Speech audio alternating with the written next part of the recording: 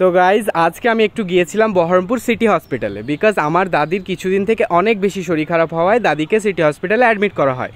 তো দাদির সঙ্গে দেখা করার জন্যই মেনলি আজকে আমি এখানে গিয়েছিলাম। কিছুদিন আগেও গেছিলাম, বাট তখন দেখা হয়ে ওঠেনি। তো লিফটের জন্য ওয়েট করছিলাম, তারপরে লিফট যেহেতু খুললো না, দ্যাটস ওয়াই একটু স্টেয়ার্স দিয়ে উপরে চলে গেলাম। তো আমি অনেক বেশি টেনশনে ছিলাম যে কেমন আছে, কি অবস্থায় আছে সেটার জন্য। আর দাদিকে আইসিইউতে শিফট করা হয়েছে, তো সেটা থেকেই তোমরা বুঝে নাও যে অবস্থা কতটা বেশি ক্রিটিক্যাল হতে পারে। তো আজকে শুধু আমি না, আবির, আমার তার সঙ্গে মেজো আব্বু, হাবিব কাকু আর মেজাম্মু সবাই গেছিলো। তো ওরা আলাদা গেছিলো আর আমি পরে গিয়েছিলাম। আইসিইউর পেশেন্টের সঙ্গে দেখা করার টাইমটা যেহেতু অনেক বেশি সীমিত, দ্যাটস ওয়াই আমি অনেক বেশি টেনশনের সঙ্গে সেখানে গেছিলাম। তো ওখানে এন্টার করার জন্য একটা অ্যাপ্রন পড়তে হয়, তো সেটা পরে আমি ভেতরে এন্টার করেছিলাম। বাট দাদিকে ওই অবস্থায় দেখার পর আমার মনটা অনেক বেশি ভেঙে গেছিলো। আমি অনেক বেশি কষ্ট পেয়েছিলাম, বিকজ আমি দাদিকে সবসময় বাড়িতে দেখি। তো যাই হোক, আমি এখন বাড়ি যেতে থাকি, আর তোমরা আমার দাদি যেন তাড়াতাড়ি সুস্থ হয়ে যায় সেটার জন্য দোয়া করো। আজকের জন্য এটুকুই, দেখা হচ্ছে তোমাদের সঙ্গে নেক্সট ভিডিওতে। ততক্ষণের জন্য ভালো থেকো, সুস্থ থাকো, টাটা, বাই বাই গাইস।